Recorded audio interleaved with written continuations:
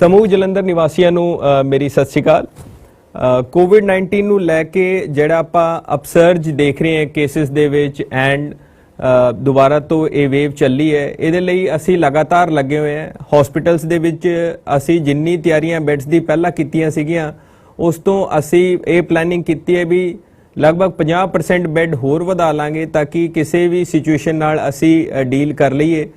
पर मैं पहला भी आप जी दे नाल साझा किया है, इस समय जेडे डॉक्टर्स तो सानू बार बार राय मिल रही है वही मिल रही है कि असी बार बार अपील करिए कि कॉमन कोल्ड या नॉर्मल खांसी जुखाम दे नाल जेडे हैगे इहदे क्योंकि सिम्पटम्स कॉमन होंदे ने कोविड-19 दे, तो इस करके काफ़ी पेशेंट्स इस चीज़ नू इग्नोर कर रहे हैं, उस सिम्पटम्स नू इग्नोर कर रहे हैं तो बहुत लेट पेशेंट आ रहे हैं। तकरीबन ICU ਦੇ ਵਿੱਚ ਜਿਹੜੇ ਪੇਸ਼ੈਂਟ ਆ ਰਹੇ ਨੇ ਉਹਨਾਂ ਦਾ ਆਕਸੀਜਨ ਸੈਚੂਰੇਸ਼ਨ ਲੈਵਲ 50% ਜਾਂ 50% ਤੋਂ ਵੀ ਥੱਲੇ ਹੈ।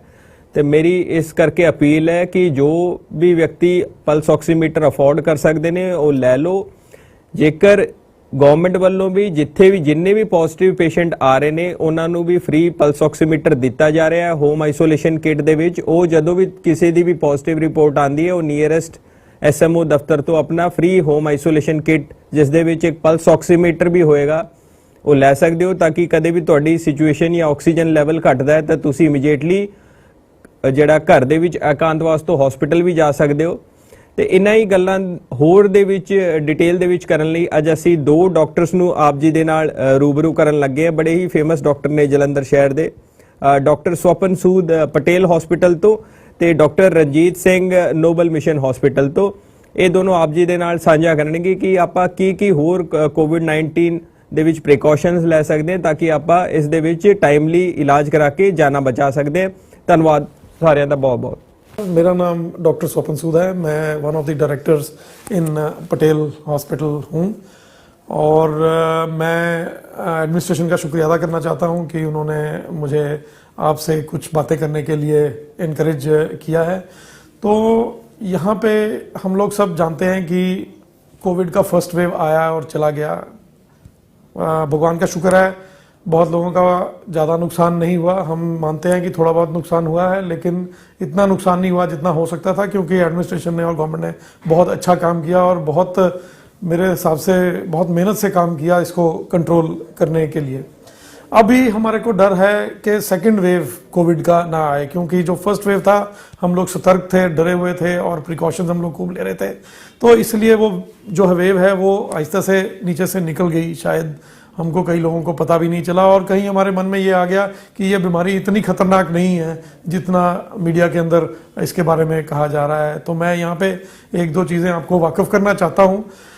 प्रिकॉशन, अभी सेकेंड वेव तो कोविड का आएगा ही क्योंकि एक तो हमारा डर खत्म हो गया है, दूसरा इकोनॉमी की वजह से सारा कुछ लॉकडाउन वगैरह सारे ओपन हो गए हैं, आपस में इंटरमिंगलिंग वगैरह ज़्यादा हो रही है। लेकिन कुछ प्रिकॉशंस हैं जो हम लोग ले सकते हैं जिनकी वजह से ये कोविड वेव इतनी जोर शोर से ना आए। सो इसके अंदर हम लोग सारे जानते हैं कि प्रिकॉशंस क्या हैं। बहुत सारा काम किया है एडमिनिस्ट्रेशन ने और बहुत लोगों को इन्फॉर्म किया है और बहुत लोग इस बारे में अवेयर हैं, बट कुछ छोटी छोटी चीज़ें हैं जिनके लिए हमारे को अवेयर होना बहुत ज़रूरी है। एक तो जो ये मास्क लगाना है, मैंने आपके साथ बात करने के लिए ये मास्क नीचे किया है, लेकिन normally speaking this mask should be always above our knows. अगर ये हमारे नाक से ऊपर रहता है तो हमारी बीमारी फैलाने की क्षमता कम हो जाती है और दूसरे आदमी से बीमारी लेने की प्रॉब्लम कम हो जाती है। अगर हम देखें मार्केट के अंदर, मैं देखता हूँ कई सारे लोग हैं वो हमेशा मास्क ऐसे तरह से नीचे करके इधर उधर घूम रहे होते हैं और चल रहे होते हैं। भाई तिलक लगा लिया कि भाई मास्क भी हो गया और अपनी सोशल रिस्पॉन्सिबिलिटी भी पूरी होगी और हमने सांस भी अपना ठीक तरह से ले लिया, लेकिन ये बात ठीक नहीं है। हमारे को मास्क हमेशा अपने नाक के ऊपर और मुँह के ऊपर रखना चाहिए, इसको कंफर्टेबली पहन के रखना चाहिए। तो मास्क के अंदर मैं चाहूँगा आपको बताना कि अगर हम लोग ईयर वाले मास्क यूज़ करते हैं कई बार उसके साथ दर्द वगैरह हो जाती है, तो बेटर है कि हम लोग ऐसे मास्क यूज़ करें जिनका टाई हमारे पीछे हो। हमारे पीछे टाई होने की वजह से ये मास्क जो है हमारे को पेन नहीं करेगा, अनकंफर्टेबल नहीं रहेगा, तो हम ज़्यादा लंबे टाइम तक इसको पहन सकते हैं। दूसरी चीज़ मैं चाहता हूँ, मैंने कई लोगों को देखा है वो सोचते हैं कि उनको बीमारी नहीं होगी अगर वो ग्लव पहन के रखेंगे, लेकिन ये बीमारी इसलिए नहीं होती है कि हमने ग्लव पहना है या नहीं पहना है। ये बीमारी होती है कि जैसे टेबल के ऊपर ये बीमारी पड़ी है और हमने टेबल पे हाथ लगाया और अपनी आंख में लगा लिया या अपने मुंह पे लगा लिया, तो ये बीमारी हमारे को फैल सकती है। तो मैं चाहता हूं अगर हम लोग ग्लव पहन लेते हैं तो हमारे को कहीं ना कहीं ये फीलिंग आ जाती है कि शायद हमारे को हाथ धोने की जरूरत नहीं है। तो यहाँ पे मैं बताना चाहूंगा कि ग्लव पहनने का हमारे को कोई बहुत ज्यादा फायदा नहीं है। अगर हम ग्लव पहनते हैं तो हम लोग इस चीज से बेखबर हो जाते हैं कि हमारे को इन्फेक्शन हो रही है, ये सोच के कि हमने हाथ को टच नहीं करने दिया, पर बीमारी ग्लव पे तो लगी है और लगने के बाद हमारी आंख में लग जाएगी तो बात वहीं की वहीं आ गई। तो इट इज बेटर कि आप ग्लव ना पहने और बार बार अपने हाथ धोएं। तीसरी चीज, गवर्नमेंट ने already gyms and marriage palaces खोल दिए हैं। उन्होंने खोल दिए का मतलब ये नहीं है कि बीमारी खत्म हो गई है। तो मेरा सजेशन है जब भी आप जिम जाएं जरूर जाएं, लेकिन अपने आप को वेल सैनिटाइज रखें, हाथ को सैनिटाइज रखें, हैंड वॉशिंग करते रहें और अपने जिम के ओनर को रिक्वेस्ट करें कि बार बार आपके जो इक्विपमेंट है उनको क्लीन करते रहें और कोशिश करें कि वहां पे भीड़ भड़का ज्यादा ना हो, थोड़े लोग वहां पे एंटर करें। अगर भीड़ भड़का है तो अगले दिन जिम कर लें, जरूरी नहीं है कि सेम डे जिम करना जरूरी है। और open air gyms are better than closed areas. किसी को कोविड होगा, वो आपके साथ एक्सरसाइज करता रहेगा, उनको पता नहीं होगा, उनको कसूर नहीं होगा, लेकिन क्या होगा कि एयर कंडीशनिंग की वजह से और इनर एयर सर्कुलेशन की वजह से ये बीमारी आप तक पहुंच जाएगी। और मेरी बात मानिए, मैं रिकवर्ड कोविड पेशेंट हूं और इसमें बीमारी बहुत खतरनाक नहीं है, लेकिन ये ऐसी नहीं है कि हम चाहें कि हम हर एक आदमी को ये बीमारी हो जाए। इसी तरह से मैरिज पैलेसेस हैं और मैरिज पे जब आप जाएं, गवर्नमेंट ने परमिशन दी है 100-200 पीपल इकट्ठे हो सकते हैं, but that is not a mandatory कि हमारे को 200 लोग या 100 लोग इकट्ठा करना ही है। मेरा रिक्वेस्ट है जिनकी शादियां हो रही हैं कि कम से कम गेस्ट बुलाएं, ओपन एयर में रखें, खुली जगह में रखें, ताकि सोशल डिस्टेंसिंग प्रॉपरली हो सके। और जरूर मास्क लगा के जाएं। हमारे कपड़ों के साथ मास्क अच्छे तो नहीं लगते, लेकिन बेटर है कि हम लोग मास्क लगा के जाएं ताकि हम अपने आप को भी बचा सकें और बाकियों को भी बचा के रख सकें।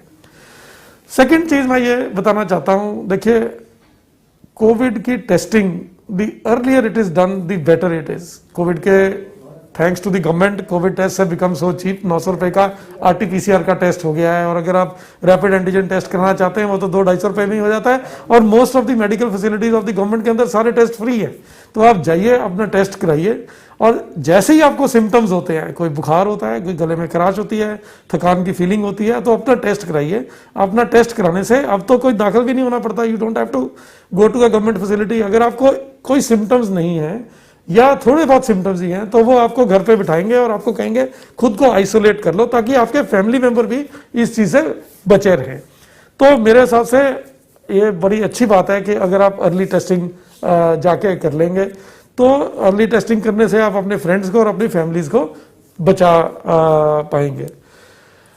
कोविड को मैं ये मानता हूं कि it is a dangerous disease in numbers. In numbers का मतलब क्या है कि 100 लोगों को अगर कोविड होता है, हमारे को पता है 98 तो ठीक हो ही जाते हैं।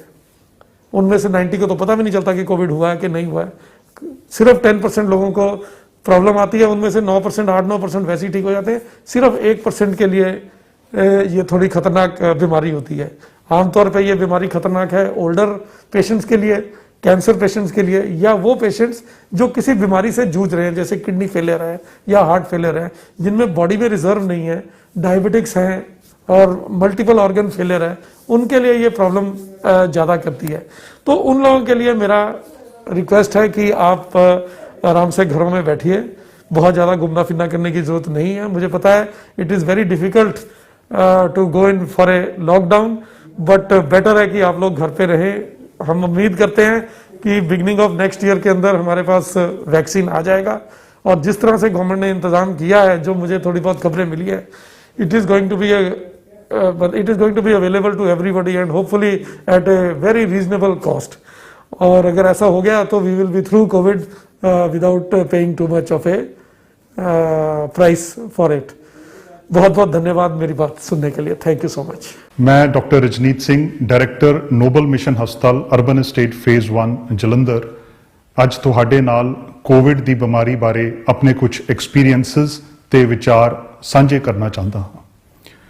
ਦੋਸਤੋ, ਅਸੀਂ ਪਿਛਲੇ ਕਈ ਮਹੀਨਿਆਂ ਤੋਂ ਕੋਵਿਡ ਦੇ ਨਾਲ ਇਹ ਸਾਰਾ ਵਿਸ਼ਵ ਲੜ ਰਿਹਾ ਹੈ।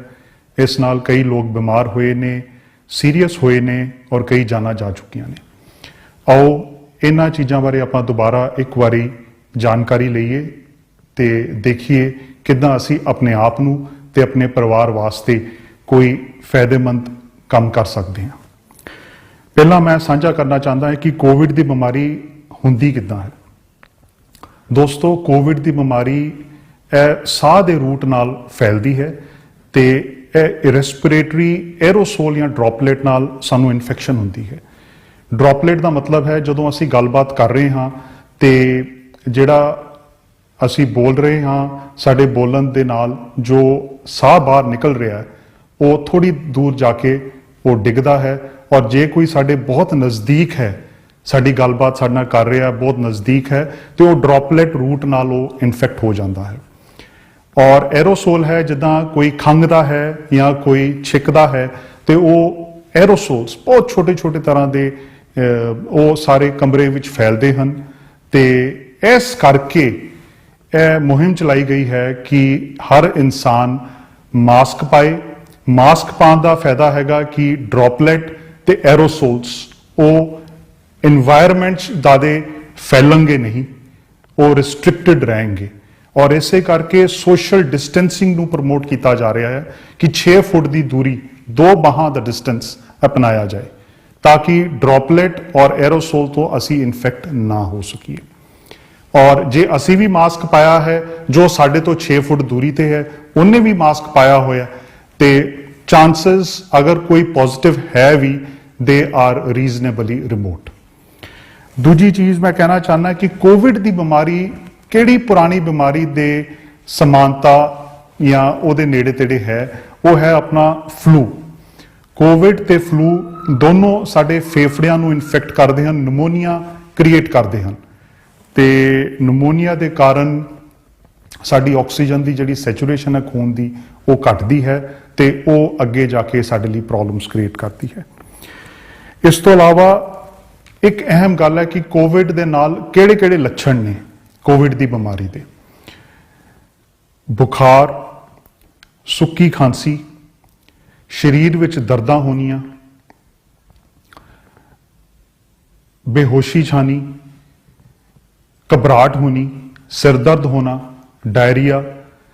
ਮੈਂ ਇਹ ਕਹਿਣਾ ਚਾਹੁੰਦਾ ਕਿ ਇਸ ਮਹਾਮਾਰੀ ਦੇ ਦੌਰਾਨ ਕਿਸੇ ਵੀ ਮਰੀਜ਼ ਨੂੰ ਜੇ ਬੁਖਾਰ ਹੈਗਾ ਤੇ ਕੋਵਿਡ ਬਾਰੇ ਜ਼ਰੂਰ ਧਿਆਨ ਚ ਸੋਚਣਾ ਚਾਹੀਦਾ ਹੈ, ਮਰੀਜ਼ ਨੂੰ ਵੀ ਤੇ ਉਹਦੇ ਡਾਕਟਰ ਨੂੰ ਵੀ, ਜਿਹੜਾ ਉਹਨੂੰ ਪ੍ਰੋਵਾਈਡ ਕਰ ਰਿਹਾ ਹੈ, ਸਰਵਿਸਿਜ਼ ਪ੍ਰੋਵਾਈਡ ਕਰ ਰਿਹਾ, ਮੈਡੀਕਲ ਸਰਵਿਸਿਜ਼ ਪ੍ਰੋਵਾਈਡ ਕਰ ਰਿਹਾ। ਇਸ ਤੋਂ ਇਲਾਵਾ ਮੈਂ ਕੋਵਿਡ ਮੈਂ ਮਹਿਸੂਸ ਕਰਦਾ ਕਿ ਕਿਹੜੀਆਂ ਕੁਝ ਐਸੀਆਂ ਦਵਾਈਆਂ ਨੇ ਜੇ ਖਾਧੀਆਂ ਜਾਣ ਤੇ ਕੋਵਿਡ ਦੀ ਬਿਮਾਰੀ ਦਾ ਜਿਹੜਾ ਪ੍ਰਕੋਪ ਹੈ ਉਹ ਘੱਟ ਹੋਏ ਜਾਂ ਲੈਸ ਸੀਵੀਅਰ ਲੈਵਲ ਤੇ ਹੋਏ। ਮੇਰੇ ਆਪਣੇ ਨਿੱਜੀ ਐਕਸਪੀਰੀਅੰਸ ਦੇ ਅੰਦਰ ਮੈਂ ਵੇਖਿਆ ਹੈ ਕਿ ਜਿਹੜੇ ਮਰੀਜ਼, ਜਿਨ੍ਹਾਂ ਮਰੀਜ਼ਾਂ ਦਾ ਵਿਟਾਮਿਨ ਡੀ ਲੈਵਲ ਆਪਟੀਮਲ ਸੀਗਾ, ਉਹਨਾਂ ਮਰੀਜ਼ਾਂ ਅੰਦਰ ਕੋਵਿਡ ਦੀ ਬਿਮਾਰੀ ਘੱਟ ਘਾਤਕ, ਇਟ ਵਾਸ ਲੈਸ ਸੀਵੀਅਰ। ਔਰ ਜਿਨ੍ਹਾਂ ਮਰੀਜ਼ਾਂ ਅੰਦਰ ਵਿਟਾਮਿਨ ਡੀ ਲੈਵਲਸ ਲੋ ਸੀਗੇ, ਉਹਨਾਂ ਅੰਦਰ ਇਹ ਬਿਮਾਰੀ ਰੀਜ਼ਨੇਬਲੀ ਸੀਵੀਅਰ ਆਈ ਹੈ। ਇਹ ਚੀਜ਼ ਕੁਝ ਸਟੱਡੀਜ਼ ਨੇ ਵੀ ਦਰਸਾਇਆ ਹੈ। ਔਰ ਵਿਟਾਮਿਨ ਡੀ ਦੀ ਸਪਲੀਮੈਂਟੇਸ਼ਨ ਬਹੁਤ ਸੌਖੀ ਹੈ। ਆਪਾਂ ਇੱਕ ਕੈਪਸੂਲ ਹਫਤੇ 'ਚ ਇੱਕ ਦਿਨ ਖਾਂਦੇ ਰਹੀਏ ਤੇ ਵਿਟਾਮਿਨ ਡੀ ਆਪਣੇ ਲੈਵਲਸ ਚੈੱਕ ਕਰਾ ਕੇ ਉਹਨਾਂ ਨੂੰ ਫੁੱਲੀ ਆਪਟੀਮਲ ਲੈਵਲ ਤੇ ਰੱਖੀਏ ਤੇ ਜੇ ਕਿਤੇ ਕੋਵਿਡ ਹੁੰਦਾ ਵੀ ਹੈ ਤੇ देयर इज अ ਪੋਸਿਬਿਲਿਟੀ ਕਿ ਉਹ ਲੈਸ ਸੀਵੀਅਰ ਹੋਏਗਾ, ਉਨਾ ਘਾਤਕ ਨਹੀਂ ਹੋਏਗਾ। ਇਸ ਤੋਂ ਇਲਾਵਾ ਕੋਵਿਡ ਦੇ ਕਿਸੇ ਮਰੀਜ਼ ਨਾਲ ਸਾਨੂੰ ਰਹਿਣਾ ਪੈਂਦਾ ਹੈ, ਸਾਡੇ ਘਰ ਦੇ ਕਿਸੇ ਸਦੱਸਿਆ ਨੂੰ ਕੋਵਿਡ ਹੋ ਜਾਂਦਾ ਹੈ, ਇਹਦਾ ਮਤਲਬ ਇਹ ਨਹੀਂ ਹੈ ਕਿ ਸਾਰੇ ਘਰ ਦੇ ਮੈਂਬਰਸ ਨੂੰ ਕੋਵਿਡ ਹੋ ਜਾਏਗਾ। ਮੇਰੇ ਨਿੱਜੀ ਐਕਸਪੀਰੀਅੰਸ ਅੰਦਰ ਮੇਰੇ ਜਿਹੜੇ ਪੇਸ਼ੈਂਟਸ ਰਹੇ ਨੇ, ਉਹਨਾਂ ਅੰਦਰ ਜੇ ਇੱਕ ਮਰੀਜ਼ ਨੂੰ ਕੋਵਿਡ ਹੋਇਆ ਔਰ ਜਦ ਤੱਕ ਉਹਦੇ ਟੈਸਟ ਪੋਜ਼ਿਟਿਵ ਆਏ ਨੇ ਤੇ ਬਾਕੀ ਫੈਮਿਲੀ ਮੈਂਬਰਸ ਦੇ ਟੈਸਟ ਕਰਵਾਏ ਗਏ ਸੀਗੇ, ਕਾਫੀ ਮਰੀਜ਼ਾਂ ਦੇ ਅੰਦਰ, ਕਾਫੀ ਘਰਾਂ ਦੇ ਅੰਦਰ ਬਾਕੀ ਫੈਮਿਲੀ ਮੈਂਬਰਸ ਪੋਜ਼ਿਟਿਵ ਨਹੀਂ ਆਏ, ਕਈਆਂ ਵਿੱਚ ਆਏ ਵੀ ਨੇ। ਔਰ ਜੇ ਮਰੀਜ਼ ਆਪਣੇ ਆਪ ਨੂੰ ਆਈਸੋਲੇਟ ਕਰ ਲੇ, ਆਪਣੇ ਆਪ ਨੂੰ ਇੱਕ ਕਮਰਾ ਜਿਹਦੇ ਨਾਲ ਅਟੈਚ ਬਾਥਰੂਮ ਹੈ, ਜੋ ਬਾਕੀ ਫੈਮਿਲੀ ਮੈਂਬਰਸ ਨਹੀਂ ਜਿੱਥੇ ਜਾ ਰਹੇ, ਜਿਹਦੇ ਅੰਦਰ ਵੈਲ ਵੈਂਟੀਲੇਸ਼ਨ ਹੈ ਕਮਰੇ ਦੇ ਅੰਦਰ, ਮੈਂ ਮਹਿਸੂਸ ਕਰਦਾ ਕਿ ਕੋਵਿਡ ਦਾ ਮਰੀਜ਼ ਜਿਹੜਾ ਸੀਰੀਅਸ ਨਹੀਂ ਹੈ ਉਹ ਘਰ 'ਚ ਮੈਨੇਜ ਹੋ ਸਕਦਾ ਹੈ। ਜੋ ਸਰਕਾਰ ਨੇ ਪ੍ਰਣਾਲੀ ਮੰਨੀ ਹੈ, ਉਹ ਟੈਲੀਮੈਡੀਸਨ ਦੇ ਥਰੂ ਆਪਣੇ ਡਾਕਟਰ ਨਾਲ, ਆਪਣੇ ਨਰਸ ਨਾਲ, ਆਪਣੇ ਕੇਅਰ ਗਿਵਰ ਨਾਲ ਕਨੈਕਟਡ ਰਹਿ ਸਕਦਾ ਹੈ। ਔਰ ਜੋ ਉਹਦੇ ਕੱਪੜੇ ਨੇ, ਜੋ ਉਹਦੇ ਜੂਠੇ ਬਰਤਨ ਨੇ, ਉਹਨਾਂ ਨੂੰ ਜੇ ਉਹ ਖੁਦ ਧੋਏ ਤੇ ਬੈਸਟ ਹੈ। ਜੇ ਕਿਸੇ ਹੋਰ ਨੂੰ ਧੋਣੇ ਪੈਂਦੇ ਨੇ, ਓਬਵੀਅਸਲੀ ਉਹਨੂੰ ਗਲਵਸ ਪਾਣੇ ਪੈਣਗੇ ਔਰ ਉਹਨੂੰ ਮਾਸਕ ਪਾਣਾ ਪਏਗਾ। ਹਰ ਤਰ੍ਹਾਂ ਦਾ ਜੋ ਸੋਸ਼ਲ ਡਿਸਟੈਂਸ ਜਾਂ ਹਰ ਤਰ੍ਹਾਂ ਦਾ ਆਪਾਂ ਹਾਈਜੀਨਿਕ ਪ੍ਰੈਕਟਿਸਿਸ ਜੋ ਆਪਾਂ ਅਡਾਪਟ ਕਰਦੇ ਹਾਂ, ਉਹ ਉਹਨੂੰ ਅਡਾਪਟ ਕਰਕੇ ਉਹਨਾਂ ਨੂੰ ਯੂਜ਼ ਕਰਨਾ ਪਏਗਾ। ਇਸ ਤੋਂ ਇਲਾਵਾ ਇੱਕ ਅਹਿਮ ਚੀਜ਼ ਮੇਰੇ ਦਿਮਾਗ 'ਚ ਆਉਂਦੀ ਹੈ ਕਿ ਕੋਵਿਡ ਦਾ ਮਰੀਜ਼ ਇੱਕ ਵਾਰੀ ਪੋਜ਼ਿਟਿਵ ਆਉਣ ਦੇ ਉੱਤੇ ਉਹ ਕਿੰਨਾ ਚਿਰ ਇਨਫੈਕਟਿਵ ਰਹਿੰਦਾ ਹੈ, ਉਹ ਕਮਿਊਨਿਟੀ ਨੂੰ ਕਿੰਨੀ ਦੇਰ ਵਾਇਰਸ ਸਪਰੈਡ ਕਰ ਸਕਦਾ ਹੈ। ਇਹਦੇ ਦੋ ਪਹਿਲੂ ਨੇ। ਇੱਕ ਤੇ ਮਰੀਜ਼ ਹਜੇ ਇਨਫੈਕਟ ਹੋਇਆ ਹੈ ਪਰ ਉਹ ਡਿਜ਼ੀਜ਼ਡ ਨਹੀਂ ਹੈਗਾ। ਕਾਫੀ ਸਾਡੀ ਕਮਿਊਨਿਟੀ ਇਦਾਂ ਦੀ ਹੈ ਜਿਹੜੀ ਇਨਫੈਕਟ ਹੋਈ ਹੈ ਪਰ ਉਹ ਡਿਜ਼ੀਜ਼ਡ ਨਹੀਂ ਹੈ। ਕੋਵਿਡ ਦੀ ਇਨਫੈਕਸ਼ਨ ਹੋਣ ਤੋਂ ਡਿਜ਼ੀਜ਼ ਔਰ ਹਰ ਕੋਈ ਮਰੀਜ਼ ਡਿਜ਼ੀਜ਼ ਨਹੀਂ ਹੁੰਦਾ, ਉਹਨੂੰ ਕਰੋਨਾ ਦੀ ਇਨਫੈਕਸ਼ਨ ਹੁੰਦੀ ਹੈ ਬਟ ਉਹ ਡਿਜ਼ੀਜ਼ ਸਟੇਟ ਤੱਕ ਨਹੀਂ ਜਾਂਦਾ। ਇਹ ਮਰੀਜ਼ ਦੂਜਿਆਂ ਨੂੰ ਆਪਣੇ ਸਾਹ ਨਾਲ, ਜੋ ਸਾਹ ਫੈਲਦਾ ਹੈ ਉਹਨਾਂ ਦਾ, ਉਹਦੇ ਨਾਲ ਇਨਫੈਕਟ ਕਰ ਸਕਦੇ ਨੇ। ਔਰ ਜੇ ਕੋਈ ਕੋਵਿਡ ਦਾ ਮਰੀਜ਼, ਜੇ ਕੋਈ ਕੋਵਿਡ ਨਾਲ ਇਨਫੈਕਟਡ ਹੈ ਤੇ ਲਗਭਗ 8 ਤੋਂ 10 ਦਿਨ ਤੱਕ ਉਹ ਐਕਟਿਵਲੀ ਦੂਜਿਆਂ ਨੂੰ ਇਨਫੈਕਟ ਕਰ ਸਕਦਾ ਹੈ, ਜਿਹਦੇ ਅੰਦਰ ਉਹਦੀ ਆਈਸੋਲੇਸ਼ਨ ਮੈਂਡੇਟਰੀ ਹੈ। ਆਈਸੋਲੇਸ਼ਨ ਦਾ ਮਤਲਬ ਹੈ ਪੋਜ਼ਿਟਿਵ ਮਰੀਜ਼ ਨੂੰ ਅਸੀਂ ਆਈਸੋਲੇਟ ਕੀਤਾ ਹੈ। ਕੁਆਰੰਟਾਈਨ ਇੱਕ ਹੋਰ ਟਰਮ ਹੈ ਜਿਸ ਦਾ ਮਤਲਬ ਹੈ ਕਿ ਤੁਹਾਡਾ ਹਜੇ ਜਾਂ ਤੇ ਰਿਜ਼ਲਟ ਪੋਜ਼ਿਟਿਵ ਨਹੀਂ ਆਇਆ ਜਾਂ ਹਜੇ ਤੁਹਾਡਾ ਰਿਜ਼ਲਟ ਪੈਂਡਿੰਗ ਹੈ ਐਂਡ ਯੂ ਆਰ ਕੁਆਰੰਟਾਈਨਡ। ਇਸ ਤੋਂ ਇਲਾਵਾ ਕੋਵਿਡ ਦੇ ਮਰੀਜ਼ ਦਾ ਹਸਪਤਾਲ 'ਚ ਕਦੋਂ ਦਾਖਲ ਕਰਾਉਣਾ ਜ਼ਰੂਰੀ ਹੈ।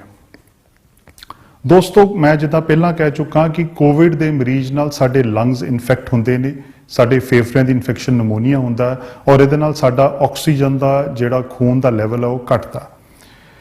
ਆਮ ਤੌਰ ਤੇ ਦੇਖਿਆ ਗਿਆ ਕਿ ਇਸ ਬਿਮਾਰੀ ਅੰਦਰ ਜਦੋਂ ਆਕਸੀਜਨ ਦਾ ਲੈਵਲ ਰੀਜ਼ਨੇਬਲੀ ਕਾਫੀ ਘਟ ਜਾਂਦਾ ਹੈ, ਉਦੋਂ ਮਰੀਜ਼ ਨੂੰ ਅਹਿਸਾਸ ਹੋਣਾ ਸ਼ੁਰੂ ਹੁੰਦਾ ਹੈ ਕਿ ਮੇਰੀ ਹੁਣ ਸੈਚੂਰੇਸ਼ਨ, ਮੈਨੂੰ ਹੁਣ ਘਬਰਾਹਟ ਹੋ ਰਹੀ ਹੈ। ਉਸ ਸਟੇਜ ਤੇ ਡੈਫੀਨੇਟਲੀ ਮਰੀਜ਼ ਨੂੰ ਦਾਖਲ ਹੋਣ ਦੀ ਜ਼ਰੂਰਤ ਹੈ। ਇਸ ਤੋਂ ਇਲਾਵਾ ਮੈਂ ਕੁਝ ਪੇਸ਼ੈਂਟ ਕੈਟੇਗਰੀਜ਼ ਬਾਰੇ ਗੱਲ ਕਰਨਾ ਚਾਹਨਾ ਜਿਨ੍ਹਾਂ ਨੂੰ ਕੋਵਿਡ ਬਾਕੀ ਆਮ ਜਨਤਾ ਨਾਲੋਂ ਛੇਤੀ ਇਨਫੈਕਟ ਹੋ ਸਕਦੇ ਨੇ ਔਰ ਉਹਨਾਂ ਅੰਦਰ ਕੋਵਿਡ ਰੀਜ਼ਨੇਬਲੀ ਘਾਤਕ ਹੋ ਸਕਦਾ ਹੈ। ਉਹ ਕੁਝ ਮਰੀਜ਼ ਨੇ ਜਿੱਦਾਂ ਸ਼ੂਗਰ ਦੇ ਮਰੀਜ਼ ਨੇ, ਕਿਡਨੀ ਫੇਲਿਅਰ, ਡਾਇਲਿਸਿਸ ਦੇ ਮਰੀਜ਼ ਨੇ, ਕੈਂਸਰ ਦੇ ਨਾਲ ਅਫੈਕਟਡ ਮਰੀਜ਼ ਨੇ ਜਿਨ੍ਹਾਂ ਦਾ ਕੈਂਸਰ ਦਾ ਇਲਾਜ ਚੱਲ ਰਿਹਾ ਹੈ, ਕੁਝ ਮਰੀਜ਼ ਜਿਨ੍ਹਾਂ ਦੀਆਂ ਪੁਰਾਣੀਆਂ ਫੇਫੜਿਆਂ ਦੀਆਂ ਬਿਮਾਰੀਆਂ ਨੇ ਜਿੱਦਾਂ ਕਿ ਟੀਬੀ ਹੋ ਗਿਆ, COPD ਹੋ ਗਿਆ। ਇਹਨਾਂ ਮਰੀਜ਼ਾਂ ਅੰਦਰ ਕੋਵਿਡ ਛੇਤੀ ਇਹਨਾਂ ਮਰੀਜ਼ਾਂ ਨੂੰ ਇਨਫੈਕਟ ਕਰ ਸਕਦਾ ਹੈ ਔਰ ਇਹਨਾਂ ਮਰੀਜ਼ਾਂ ਦੇ ਅੰਦਰ ਕੋਵਿਡ ਰੀਜ਼ਨੇਬਲੀ ਪ੍ਰੋਗਰੈਸ ਕਰਕੇ ਇੱਕ ਸੀਵੀਅਰ ਸਟੇਟ ਅੰਦਰ ਇਹਨਾਂ ਮਰੀਜ਼ਾਂ ਨੂੰ ਪਹੁੰਚਾ ਸਕਦਾ ਹੈ। ਇਸ ਤੋਂ ਇਲਾਵਾ ਇੱਕ ਅਹਿਮ ਚੀਜ਼ ਮੈਂ ਮਹਿਸੂਸ ਕਰਦਾ ਕਿ ਕਿਸੇ ਮਰੀਜ਼ ਨੂੰ ਕੋਵਿਡ ਇੱਕ ਵਾਰੀ ਹੋ ਗਿਆ, ਕਰੋਨਾ ਵਾਇਰਸ ਦੀ ਇਨਫੈਕਸ਼ਨ ਹੋ ਗਈ, ਉਹ ਹੁਣ ਇਹ ਸੋਚਦਾ ਫਿਰਦਾ ਹੈ ਕਿ ਮੈਨੂੰ ਤੇ ਇੱਕ ਵਾਰੀ ਹੋ ਗਈ ਤੇ ਮੈਨੂੰ ਹੁਣ ਦੁਬਾਰਾ ਨਹੀਂ ਹੋ ਸਕਦੀ। ਦੋਸਤੋ, ਜਿੱਦਾਂ ਫਲੂ ਸਾਨੂੰ ਇੱਕ ਵਾਰ ਹੋ ਗਿਆ ਉਹ ਦੁਬਾਰਾ ਵੀ ਹੋ ਸਕਦਾ ਹੈ, ਉਸੇ ਤਰ੍ਹਾਂ ਕੋਵਿਡ ਜੇ ਸਾਨੂੰ ਇੱਕ ਵਾਰ ਹੋ ਗਿਆ, ਅਸੀਂ ਕੋਵਿਡ ਤੋਂ ਤਦ ਤੱਕ ਪ੍ਰੋਟੈਕਟਡ ਹਾਂ ਜਦ ਤੱਕ ਸਾਡੇ ਬਲੱਡ ਦੇ ਅੰਦਰ ਇਹਦਾ ਜਿਹੜਾ ਐਂਟੀਬਾਡੀ ਟਾਈਟਰ ਹੈ ਉਹ ਇੱਕ ਰੀਜ਼ਨੇਬਲ ਲੈਵਲ ਤੇ ਹੈ। ਜਦੋਂ ਐਂਟੀਬਾਡੀ ਟਾਈਟਰ ਉਹ ਘਟ ਜਾਂਦਾ ਹੈ ਤੇ ਅਸੀਂ ਦੁਬਾਰਾ ਇਸ ਬਿਮਾਰੀ ਨਾਲ ਇਨਫੈਕਟ ਹੋ ਸਕਦੇ ਹਾਂ। ਇਹ ਐਂਟੀਬਾਡੀ ਟਾਈਟਰ ਕ੍ਰੀਏਟ ਕਰਨ ਵਾਸਤੇ ਹੀ ਵੈਕਸੀਨ ਬਣਾਉਣ ਦੀ ਹੋੜ ਲੱਗੀ ਹੋਈ ਹੈ, ਜਿਹਦੀ ਬਹੁਤ ਸਖਤ ਲੋੜ ਹੈ ਕਿ ਵੈਕਸੀਨ ਦੇ ਕੇ ਐਂਟੀਬਾਡੀ ਟਾਈਟਰ ਕ੍ਰੀਏਟ ਕੀਤਾ ਜਾਏ ਤਾਂ ਕਿ ਕਿਸੇ ਵੀ ਮਰੀਜ਼ ਦੇ ਨਾਲ ਜਿਹਨੂੰ ਕੋਵਿਡ ਦੀ ਇਨਫੈਕਸ਼ਨ ਹੁੰਦੀ ਹੈ ਉਹ ਸੀਰੀਅਸਲੀ ਮੈਨੀਫੈਸਟ ਨਾ ਹੋਏ ਤੇ ਨਾ ਹੀ ਉਹ ਜ਼ਿਆਦਾ ਕਮਿਊਨਿਟੀ ਅੰਦਰ ਫੈਲੇ ਕਿ ਇਨਫੈਕਟ ਹੁੰਦੇ ਹੀ ਐਂਟੀਬਾਡੀਜ਼ ਇਨਫੈਕਸ਼ਨ ਨੂੰ ਕੰਟਰੋਲ ਕਰ ਲੈਣਗੇ ਤੇ patient will not be seriously ਔਰ ਔਰ ਸਿਵੀਅਰਲੀ ਕਮਿਊਨੀਕੇਬਲ ਟੂ ਦਾ ਸੋਸਾਇਟੀ। ਇਸ ਤੋਂ ਇਲਾਵਾ ਮੈਂ ਮਹਿਸੂਸ ਕਰਦਾ ਕਿ ਇਹ ਹੁਣ ਆਉਣ ਵਾਲੀ ਠੰਡ ਦੇ ਅੰਦਰ ਜਿੱਦਾਂ ਸਰਦੀਆਂ ਆ ਰਹੀਆਂ ਨੇ ਕਿ ਕੋਵਿਡ ਦੀ ਬਿਮਾਰੀ ਫੈਲੇਗੀ। ਅਸੀਂ ਕਾਫੀ news channels social media platforms ਤੇ ਸੁਣਦੇ ਆ ਰਹੇ ਹਾਂ ਕਿ ਆਉਣ ਵਾਲੇ ਸਮੇਂ 'ਚ ਕੋਵਿਡ ਦੀ ਬਿਮਾਰੀ ਦਿੱਲੀ ਦੇ ਅੰਦਰ ਹੋਰ ਕਈ ਮੁਲਕਾਂ 'ਚ ਕਾਫੀ ਵੱਡੇ ਲੈਵਲ ਤੇ ਫੈਲਦੀ ਜਾ ਰਹੀ ਹੈ। ਮੈਂ ਮਹਿਸੂਸ ਕਰਦਾ ਜਿੱਦਾਂ ਫਲੂ ਦੀ ਬਿਮਾਰੀ ਸਰਦੀਆਂ ਦੇ ਅੰਦਰ ਫੈਲਦੀ ਹੈ, ਵਿਕਸਿਤ ਮੁਲਕਾਂ ਦੇ ਅੰਦਰ ਸਾਡੇ ਦੇਸ਼ ਦੇ ਅੰਦਰ ਵੀ ਕਈ ਲੋਕ ਫਲੂ ਦੀ ਬਿਮਾਰੀ ਤੋਂ ਬਚਣ ਵਾਸਤੇ ਹਰ ਸਾਲ ਫਲੂ ਦਾ ਵੈਕਸੀਨ ਲਗਾਉਂਦੇ ਹਨ, ਜਿਹਨੂੰ ਅਸੀਂ ਕਾਮਨਲੀ ਫਲੂ ਸ਼ਾਟਸ ਕਹਿੰਦੇ ਹਾਂ। ਤੇ ਕਿਉਂ? ਜੇ ਫਲੂ ਦੀ ਬਿਮਾਰੀ ਜਿਹੜੀ ਸਾਹ ਦੀ ਬਿਮਾਰੀ ਹੈ, ਜੇ ਉਹ ਸਰਦੀਆਂ 'ਚ ਫੈਲ ਸਕਦੀ ਹੈ, ਮੈਂ ਮਹਿਸੂਸ ਕਰਦਾ ਕਿ ਕੋਵਿਡ ਦੀ ਬਿਮਾਰੀ ਵੀ ਸਰਦੀਆਂ ਦੇ ਵਿੱਚ ਗਰਮੀਆਂ ਦੇ ਮੁਕਾਬਲੇ ਜ਼ਿਆਦਾ ਫੈਲ ਸਕਦੀ ਹੈ। ਔਰ ਹੁਣ ਸਰਦੀਆਂ ਦੇ ਅੰਦਰ ਸਾਨੂੰ ਜ਼ਿਆਦੀ ਇhtiyat ਦੀ ਲੋੜ ਹੈ। ਸਾਨੂੰ ਸੋਸ਼ਲ ਡਿਸਟੈਂਸਿੰਗ, ਮਾਸਕ ਪਾਉਣ ਦੀ ਬਹੁਤ ਜ਼ਿਆਦੀ ਲੋੜ ਹੈ। ਸਾਨੂੰ ਇਹ ਸਿੱਖ ਲੈਣ ਦੀ ਲੋੜ ਹੈ ਕਿ ਵਿਕਸਿਤ ਮੁਲਕ ਜਿੱਦਾਂ ਜਾਪਾਨ, ਉੱਥੇ ਬਹੁਤ ਘੱਟ ਮੌਤਾਂ ਹੋਈਆਂ ਨੇ ਕੋਵਿਡ ਦੀਆਂ। ਕੋਵਿਡ ਦਾ ਇਨਫੈਕਟਿਵਿਟੀ ਰੇਟ ਉੱਥੇ ਬਹੁਤ ਘੱਟ ਹੈ ਕਿਉਂਕਿ ਉੱਥੋਂ ਦੀ ਪੋਪੂਲੇਸ਼ਨ ਦੀ ਕਈ ਸਾਲ ਪਹਿਲਾਂ ਤੋਂ ਹੀ ਹੈਬਿਟ ਹੈ, ਉਹਨਾਂ ਦੇ ਇਹ ਕਸਟਮਸ ਨੇ ਕਿ ਉਹ ਮਾਸਕ ਪਾ ਕੇ ਉੱਦਾਂ ਹੀ ਰਹਿੰਦੇ ਨੇ। ਸੋ ਆਈ ਸਟਰੋਂਗਲੀ ਸੁਜੈਸਟ ਹਰ ਕਿਸੇ ਨੂੰ ਕਿ ਅਸੀਂ ਮਾਸਕ ਪਾਈਏ, 6 ਫੁੱਟ ਦੀ ਦੂਰੀ ਬਣਾ ਕੇ ਗੱਲਬਾਤ ਕਰੀਏ। ਜੇ ਅਸੀਂ ਘਰ ਤੋਂ ਬਾਹਰ ਕਿਤੇ ਕੋਈ ਰਾਸ਼ਨ ਲੈਣ ਜਾਂਦੇ ਆ, ਕੰਮ ਤੇ ਜਾਂਦੇ ਆ, ਜਿੱਥੇ ਸਾਨੂੰ ਭੀੜ ਭੜੱਕਾ ਲੱਗ ਰਿਹਾ, ਜੇ ਉਹ ਅਵੋਇਡ ਹੋ ਸਕਦਾ ਹੈ ਤੇ ਅਵੋਇਡ ਕੀਤਾ ਜਾਏ। ਮੈਂ ਇਹਨਾਂ ਚੀਜ਼ਾਂ ਦੇ ਨਾਲ ਤੁਹਾਨੂੰ ਸਭ ਨੂੰ ਚੰਗੀ ਸਿਹਤ ਦੀਆਂ ਦੁਆਵਾਂ ਦਿੰਦਾ ਹੋਇਆ ਸਤਿ ਸ੍ਰੀ ਅਕਾਲ ਆਖਦਾ ਹਾਂ। Thank you.